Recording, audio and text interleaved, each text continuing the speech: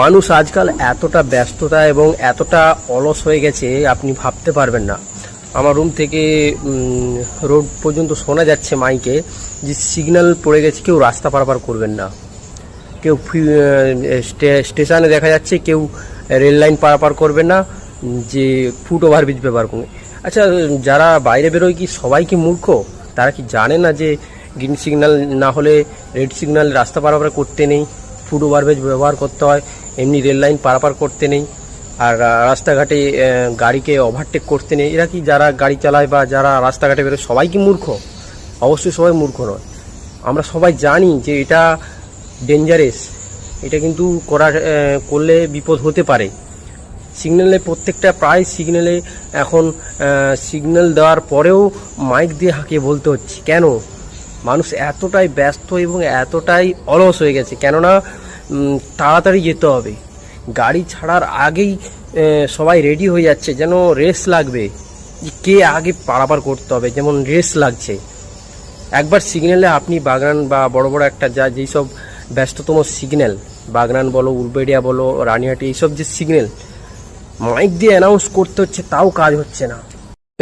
রেলগেটের সাইডে এমনভাবে গাড়িগুলো থাকে, যখন রেলগেট ছাড়া হয় যেন মনে হয় কোনো একটা মানে রেসিং চলবে, মানে যখনই গেটটা ছাড়বে যেন কে ফার্স্টে যেতে পারে, এরকম একটা সিচুয়েশান। মানে মানুষ এতটাই ব্যস্ততার মধ্যে থাকে, মানুষ অ্যাম্বুলেন্সের থেকেও আগে যেতে হবে, মানে এতটাই ব্যস্ততা মানুষ। জীবনের মূল্য কি সময়ের থেকে কম? তাহলে কেন আমরা এত ব্যস্ততা দেখাই? রাস্তাঘাটে বেরোলেই কেন আমরা ব্যস্ততা দেখাই যে তাড়াতাড়ি কাজটা করতে হবে, তাড়াতাড়ি যেতে হবে, এরকম কেন ব্যস্ততা দেখাই? আমরা অন্য রাস্তা ধরতে পারি, যেখানে গেট নেই, নিচ দিয়ে রাস্তা গেছে, বা সাইড দিয়ে স্লোভাবে যাওয়া, বা কোনো গাড়িকে ওভারটেকিং না করা। কেন আমি ওভারটেকিং করব? যে গাড়িটা যাচ্ছে সে গাড়িটা তো একটা স্পিডে যাচ্ছে, আমি কেন স্পিডওয়ালা গাড়িকে তার থেকেও স্পিডে কেন ওভারটেকিং করব? আমি জানি যে গাড়িটা যাচ্ছে, সেও তো যাচ্ছে, যেতে পারবে। তো আমরা এটা সবাই নিজেরা জানি, তবু এটা করছি।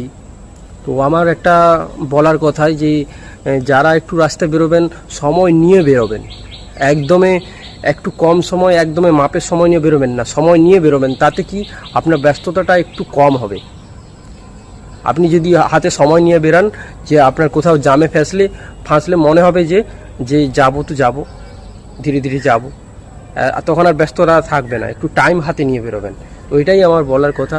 ভিডিওটি ভালো লাগলে অবশ্যই শেয়ার করবেন এবং সবাইকে সচেতন করে দেবেন, ভিডিওটি শেয়ার করে লাইক করে পাশে থাকবেন।